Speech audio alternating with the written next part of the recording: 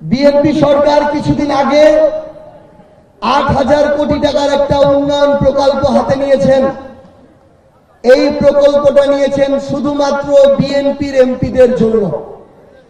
এখন বিএনপি সরকারের কাছে, তারেক রহমানের কাছে আমাদের প্রশ্ন, বিএনপি যে বর্তমানে সরকারে আছে তারা কি শুধু ধানের শীষের সরকার, নাকি তারা শুধুমাত্র যেখানে বিএনপি জিতেছে সেই এলাকার সরকার, নাকি তারা বাংলাদেশের সরকার এবং ৩০০ আসনের সরকার? এই উত্তরটা তাদেরকে দিতে হবে। তারা যদি বলে যে তারা 212 আসনের সরকার, 50% মানুষের সরকার, তাহলে তাদেরকে আমরা আর কোনো প্রশ্ন করব না। বাকি বাদ সিদ্ধান্ত আগামীর বাংলাদেশের মানুষ নিয়ে নেবে ইনশাআল্লাহ। কিন্তু তারা যদি মনে করে তারা যে জাতীয়তাবাদের কথা বলে, সবার আগে বাংলাদেশের কথা বলে, তাহলে তারা যদি বাংলাদেশের সরকার হয় তাহলে কিভাবে তারা শুধুমাত্র ক্ষমতাসীন এমপিদের জন্য বাজেট দেয়?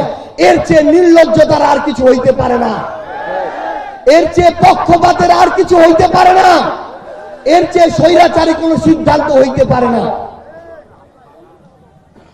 এবার একটু আত্মসমালোচনায় আসা যাক। আমাদের প্রায় ৬৮টা আসনে জামায়াতের এমপি আছে, ৬টা আসনে এনসিপির এমপি আছে, সংরক্ষিত আরো কিছু নারী আসন আছে। প্রত্যেকটা আসনে আমাদের সবাইকে জবাবদিহিতার মধ্যে আনতে হবে। আমরা কেউ এনসিপি করি, জামায়াত করি দেখে আমাদের এমপিরা শুধুমাত্র জামাত দেখে, এনসিপি দেখে কার্ড দিবে, এই সুযোগও কাউকে দেয়া যাবে না। আজকে এখানে জামায়াতের এমপি আছে, যদি এরকম হয় তিনি শুধু এনসিপির কিংবা শুধু জামায়াতের মানুষদের কার্ড দিচ্ছে, যেই মানুষটা ধানের শীষে ভোট দিয়েছে ওই মানুষটা তিনি যতই তার কষ্টের মধ্য দিয়ে যাক, তাকে সুযোগ সুবিধা দেয়া হচ্ছে না, তাহলে এই এমপিকেও প্রশ্নের মধ্যে নিয়ে আসতে হবে। মনে রাখবেন, কাউকে যদি ছাড় দেন সে ধীরে ধীরে স্বৈরাচারের পথে হাঁটবে। আত্মসমালোচনা থেকে নিজেকেও কোনোদিন বাইরে রাখা যাবে না, প্রত্যেককে এই প্রশ্নের মধ্যে নিয়ে আসতে হবে। আমরা কিছু কথা বলতে চাই। নাসির ভাই অনেক বিষয় নিয়ে কথা বলেছেন, আমরা একটু প্রশাসনের দিকে নজর দিতে চাই। অভ্যুত্থানের আগে বাংলাদেশের গুরুত্বপূর্ণ দায়িত্বে থাকা অনেক ব্যক্তিরা বলতো রয়ের হেডকোয়ার্টার হচ্ছে ভারতে, আর ভারতীয় গোয়েন্দা সংস্থা এই রয়ের আরেকটা হেডকোয়ার্টার আছে বাংলাদেশে, ঢাকায় ক্যান্টনমেন্টে। আমরা বর্তমান বিএনপি সরকারকে বলতে চাই, আমার এই সেনাবাহিনী আমার সার্বভৌমত্বের প্রতীক, আমার শক্তির প্রতীক, আমার ঐতিহ্যের প্রতীক। এই সেনাবাহিনীকে বাংলাদেশের সবচেয়ে শক্তিশালী বাহিনী হিসেবে প্রতিষ্ঠা করতে হবে। সেনাবাহিনীর ভিতরে বাইরে, ক্যান্টনমেন্টের ভিতরে বাইরে এখনো যদি এমন কেউ থেকে থাকে যে আমার দেশের পারপাস সার্ভ করে না, সেনাবাহিনীকে ধারণ করে না, বাইরের দেশের এজেন্ট হিসেবে কাজ করে, তাদেরকে প্রতিহত করে বাংলাদেশের সীমানা থেকে পার করে দিতে হবে। কথা বলতে চাই আমরা একটু পুলিশ নিয়ে। এই পুলিশ বাংলাদেশের সবচেয়ে বড় একটা বাহিনী, বাংলাদেশের নিরাপত্তার সাথে জড়িত, মানুষের সাথে সবচেয়ে কাছাকাছি থাকা একটা বাহিনী।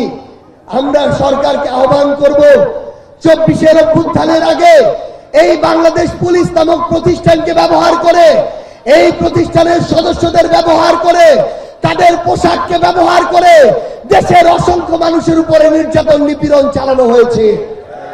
এই একটা বাহিনীকে আওয়ামী লীগ সরকার তার পেটোয়া বাহিনী হিসেবে প্রতিষ্ঠিত করার সকল ধরনের পায়তারা তারা চালিয়েছে।